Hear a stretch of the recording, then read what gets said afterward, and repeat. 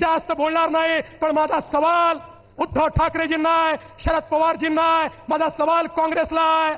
अरे उलेमांच्या 17 मागण्या मान्य करताना तुम्ही त्या वाचल्या होत्या का? त्यातली एक मागणी जी महाविकास आघाडीने मान्य केली ती मागणी अशी आहे, 2012 ते 2024 या महाराष्ट्रात जेवढ्या दंगली घडल्या त्या दंगलीमध्ये जेवढे मुसलमान आरोपी आहेत त्या सगळ्या आरोपींना एका झटक्यात सोडून द्या, ही मागणी उलेमांनी केली आणि त्या ठिकाणी महाविकास आघाडीने मान्य केली.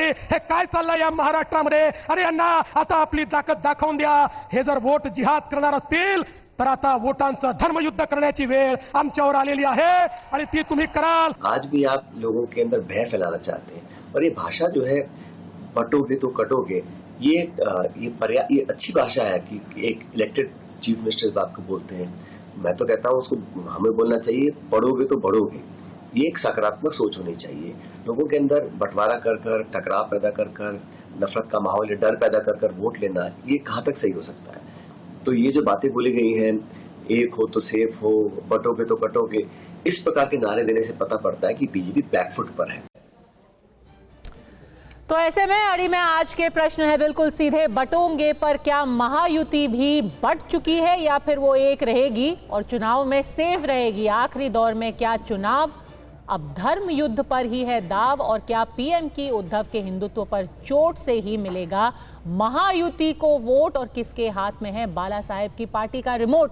शिवम त्यागी प्रवक्ता भारतीय जनता पार्टी के हमारे साथ जुड़ गए हैं, चित्रा बाथम प्रवक्ता कांग्रेस से हमारे साथ है, संजना गाड़ी प्रवक्ता शिवसेना यूबीटी की, हर्षवर्धन त्रिपाठी वरिष्ठ पत्रकार हमारे साथ है, साथ ही साथ वरिष्ठ पत्रकार राजेश जोशी भी हमारे साथ मौजूद है स्टूडियो में. सबसे पहले शिवम त्यागी, अभी आपने सुन ही लिया है कि अजीत पवार क्या कह रहे हैं, पर अकेला उनका ही सरदर्द नहीं है आपके पास. चलिए वो तो एक सहयोगी पार्टी है, खुद आपके पार्टी के लोग पंकजा मुंडे, सुनिए अशोक चव्हाण पूर्व मुख्यमंत्री, उनको आप अपनी पार्टी में इतनी उम्मीदों से लेकर के आए, वो क्या बोल रहे हैं आपके नारे के बारे में, एक बार सुन लेते हैं.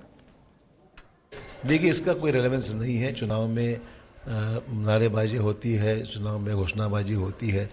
ये this particular slogan is not in good taste और मुझे लगता नहीं कि लोग इसको कोई अप्रिशिएट करेंगे. जहाँ भी कुछ हुआ होगा तो personally speaking I am not in favour of such slogans. Not in good taste भी बोल दिया, खुद आपके पार्टी के. देखिए पद्मजा जी, मैं मानता हूं कि एक परिवार में बहुत सारे लोग होते हैं, उनके अपने अपने व्यूज़ होते हैं, बट हाँ एक बड़ी चीज़ के लिए या फिर बड़े मिशन के लिए कहीं ना कहीं सब कलेक्टिवली साथ होते हैं. हो सकता है कि किसी को ऐसा लगता हो, उनके निजी विचार इस तरह के हों कि भाई ये नारा मेजॉरिटी में, अगर मैंने देखा जो 2-3 लोगों ने कहा, उनमें सबका कहना यही था कि महाराष्ट्र में ये नहीं चलता. भारतीय जनता पार्टी या फिर देवेंद्र फडणवीस जी या फिर जितना भी नेतृत्व है उन सबको लगता है ये चलता है.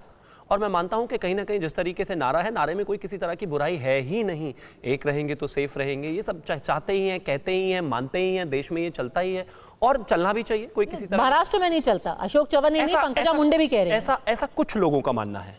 तो आप ही के पार्टी के हाँ, मैंने कहा ना कि डिफरेंस ऑफ ओपिनियन हो सकता है. हो सकता है कि भाई वो इस बात को ऐसा ना मानते हो, लेकिन अर्थात इतना जरूर क्लियर है कि कहीं ना कहीं जो लीडरशिप है वो इस बात को मानती है. और मैं तो ये मानता हूं कि इस देश में एग्जाम्पल्स हैं, लीड विद द एग्जाम्पल्स. क्यों इधर उधर जाना है आपको?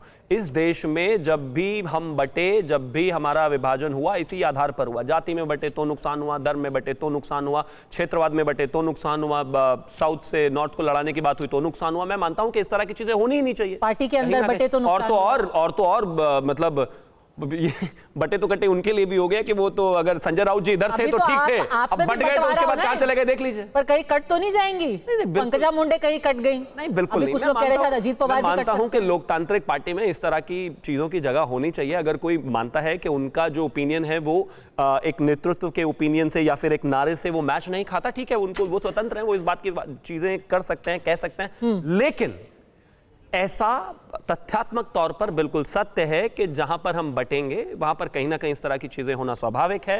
एक रहेंगे तो सेफ रहेंगे, नेक रहेंगे, ये सब बेहतर है और सबको एक ही रहना चाहिए. और जहां तक बात आपसी युवाओं की, ऐसी कोई स्थिति है नहीं.